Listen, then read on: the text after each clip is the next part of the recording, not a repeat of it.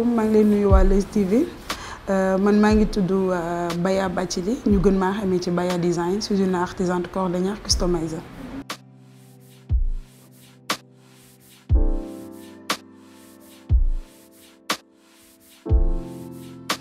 Au début nag c'était pas facile donc mun dama daan foo ci ay dàll di customiser ak di defar ay dàll tricot. Donc par la suite ci laa créé sama marque bu tudd Baya Design. Donc je me suis dit que mënuma créer marque di entreprendre te xaw ma exactement li may def donc il faut que ma dem jàngi ji ma am ci as tuut même bu fekkee dinaa ci mën a demal sama bopp. Ci laa dem Médina ci ki ma doon defaral sama saag yi après ma proposé ko pour mu jàngal ma métier bi.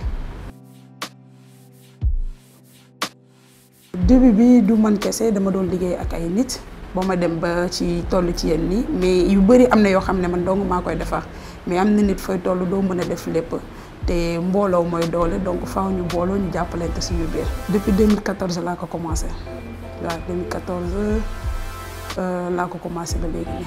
Bon ici moom les prix sont abordables prix moom c'est vraiment abordable teg ci lu waaye am di nga mën a am article parce que bëgg nañ ku ci nekk am accès ci article yi. Ouais, c'est purement africain. Nous, on utilise tout ce qui est les tissus africains, comme le bogolan, cocodandou, l'épi, comment dire, pantissé façon d'enfant, ils utilisent le peu.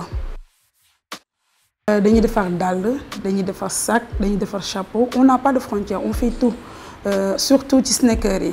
Donc en même temps dañuy customiser parfois nga gis koo xam ne dafa am dàllam mu sol ko lu yàgg day bëgg mu defaraat ko wala dàll bi da koy neex du ko bëgg sànniwaat donc bu ko indee dañ ko koy def xaatal mu bees tàkk. Bon parce que bu la nit ki indilee dàllam fekk mu tilim mënoo liggéey ci dàll bi ak tilimaayam faa nga raxas ko ba mu set ba pare nga soog a mën a jàll ci étape suivante yi.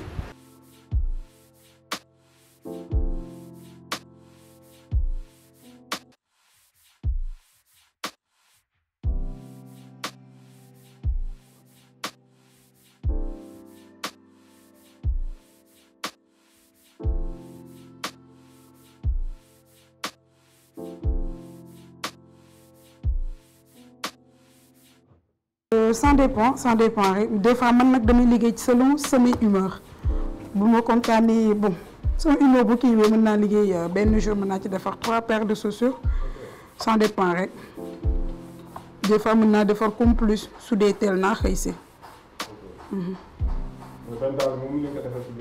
waaw mën nañ ko defar ci benn jour bien sûr.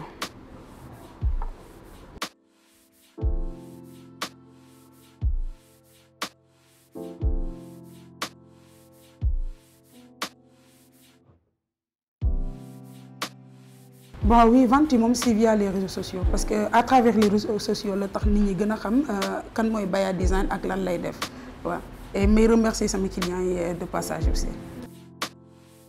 Baya Design mi ngi nekk Ouest Foire ci wetu case des tout-petits bi ñu ngi juste ci tali bi noonu rek ci wetu jumaa ji. Article yi non am na à partir de 5000 bon voilà ba yenn prix ça dépend rek nit ki ci li mu bëgg.